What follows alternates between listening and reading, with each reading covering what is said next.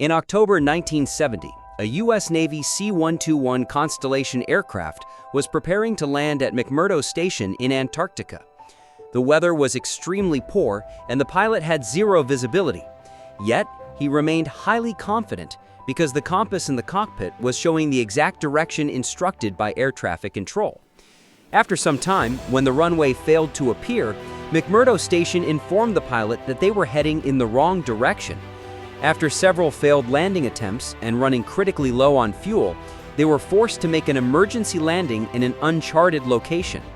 Luckily, there were no casualties in the accident, but a major question remained. If the pilot was following ATC's coordinates using the aircraft's compass, how did they end up off course? Later, it was discovered that neither the plane's compass was faulty, nor had ATC given incorrect directions. The real culprit was a third force, one beyond human control. Aviation experts, rather than fighting this force, learned to adapt to it. And the biggest clue to understanding it lies written on airport runways. Welcome back to another episode of Histara. If you look at satellite imagery of Dubai International Airport, you will notice the runway labeled 30L. But what does this 30 actually mean? This isn't unique to Dubai. If you check any airport around the world, you'll find that every runway number falls strictly between 1 and 36. Runway numbers aren't random. They hide a fascinating piece of logic that provides pilots with critical navigation data. Whenever an aircraft takes off or lands, a pilot's primary mission is to execute the maneuver as smoothly as possible. This is crucial for both passenger safety and airline efficiency. To achieve a smooth landing, pilots always orient the aircraft into the oncoming wind. This opposing wind is known in aviation as a headwind. A plane achieves lift when a specific airspeed flows over its wings. This relative airflow can be created in only two ways, either through strong natural wind or by using engine power to push the aircraft forward.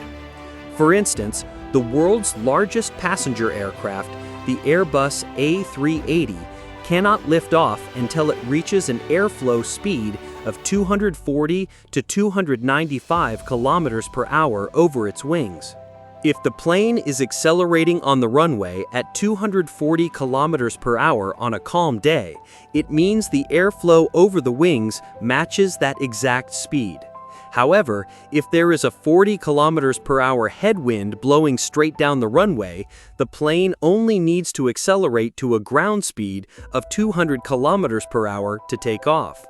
The 40 kilometer per hour wind plus the 200 kilometer per hour ground speed combined gives the required 240 kilometers per hour airflow over the wings.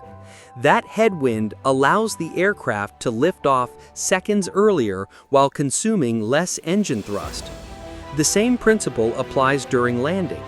Facing a strong headwind reduces the plane's ground speed relative to the runway, allowing for a much gentler touchdown. Without a headwind, the plane approaches the ground at a significantly higher speed relative to the earth. This not only results in a harsher touchdown, but to stop before running out of pavement, pilots must rely heavily on wheel brakes, extended flaps, and reverse engine thrust, which increases wear on tires and engines while raising safety risks. Because facing into the wind is vital for takeoffs and landings, airport runways are specifically built to align with prevailing wind patterns. In most regions of the world, winds predominantly blow in two main directions throughout the year, one during summer and another during winter. In Dubai, for example, winds predominantly blow from the northwest and southeast, so the runways are aligned along that specific axis. When the wind blows from the northwest, aircraft approach and land from the desert side, taking off toward the Arabian Gulf. When the wind shifts southeast, planes land from the Arabian Gulf direction and take off toward the desert. Taking Dubai International Airport as a concrete example, let's overlay a standard compass rose over the airfield. 0 degrees represents north, 90 degrees represents east, 180 degrees represents south, 270 degrees represents west, and back to 360 degrees for north. If you rotate clockwise from 0 degrees to 300 degrees, you'll notice this line aligns precisely with the runway axis. Therefore, when an aircraft approaches from the desert side and aligns itself to a heading of 300 degrees at a designated waypoint, it lines up directly with the runway centerline. In aviation terminology, 300 degrees is rounded to 30. The L stands for left and R for right, denoting the two parallel runways at Dubai. However, if the wind is blowing from the desert, aircraft must land coming from the Arabian Gulf side. Looking at this side of the exact same physical tarmac, the numbers read 12L and 12R. This is because an approach from the Gulf side requires a heading of 120 degrees. So while there are physically only two strips of runway, approaching from the desert designates them as runway 30, whereas approaching from the Gulf side names them runway 12. If you subtract the smaller number from the larger number on any runway in the world, the result is always 18, representing 180 degrees. This is because a runway is a straight line, and a straight line on a compass corresponds to an exact 180-degree inversion. At Dubai, there are two parallel runways, meaning air traffic primarily accommodates two wind directions, either from the Gulf or from the desert. But how do airports handle locations where wind directions shift across all four quadrants throughout the year? Consider Kristiansand Airport in Norway. Satellite images from July 2025 show its runway ends designated as 21 and 03, 210 degrees and 30 degrees. Yet satellite photos from a decade earlier show the exact same physical runway labeled as 22 and 04, 220 degrees and 40 degrees. Why did the numbers change? Was it a managerial error? Was the equipment faulty? The answer lies in an invisible planetary force, magnetic drift. The Earth isn't just rock and soil. Deep within its core lies a churning layer of molten iron. As this liquid metal continuously rotates, it generates a massive magnetic field around the planet, effectively turning Earth into a giant space magnet, with a magnetic North Pole and a magnetic South Pole. The needle inside a traditional compass isn't plain iron. It is a small magnet balanced on a pivot. According to basic physics, opposite magnetic poles attract. Because the compass needle is the North Pole of its own miniature magnet, it naturally aligns toward the magnetic field's South Pole. This brings us to a fascinating planetary detail many people don't realize. Earth's geographic North Pole near the Arctic actually contains the magnetic South Pole of the planet's magnetic field. Conversely, the geographic South Pole in Antarctica contains Earth's magnetic North Pole. We call the Arctic Pole north simply because the north-seeking end of a magnetic compass needle points toward it. Crucially, the molten iron inside the Earth does not flow at a static fixed speed. It shifts continuously over time. As a result, Earth's magnetic poles gradually wander across the globe. When scientists first measured the precise position of the magnetic North Pole, it was located near northern Canada. Today, it is drifting rapidly toward Russia. Because of this movement, airports located closer to the poles experience noticeable magnetic alignment shifts over time, requiring their runway numbers to be officially redesignated by a degree or two every few decades. The 1970 U.S. Navy incident in Antarctica was caused by this exact phenomenon. Because Antarctica is near the South Pole, magnetic variation changes rapidly there.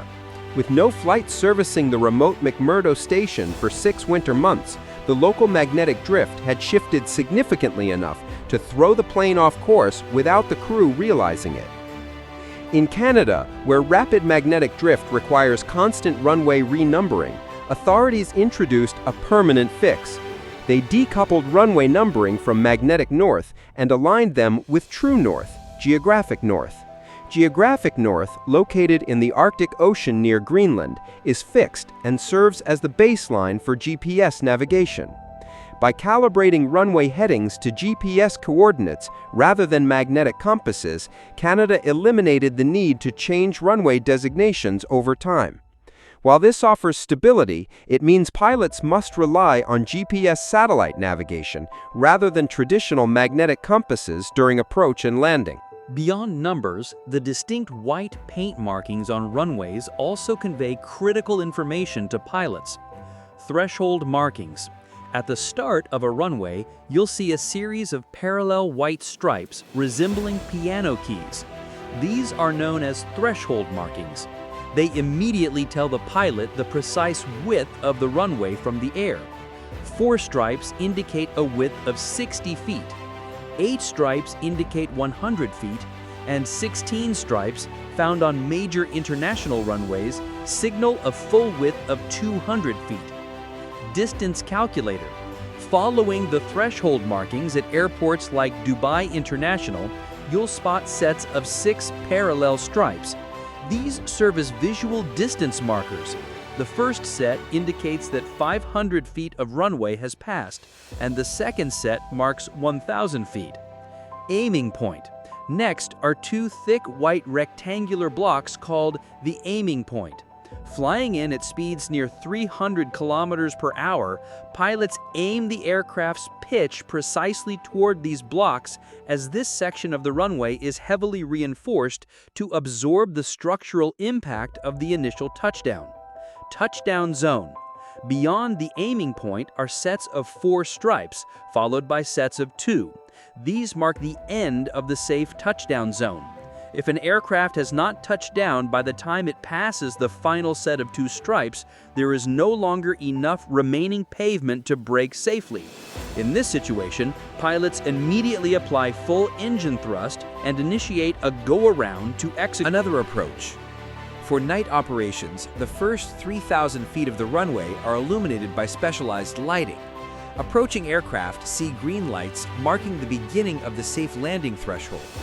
However, viewed from the opposite end of the runway, these same lights glow red to warn that the pavement is ending. White edge lights line the sides of the runway, turning yellow for the final 2,000 feet to alert pilots to the approaching end.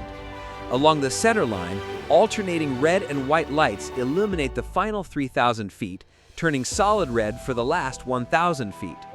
When heavy fog or adverse weather severely reduces visibility, making visual markings impossible to see, pilots rely on an ILS, Instrument Landing System.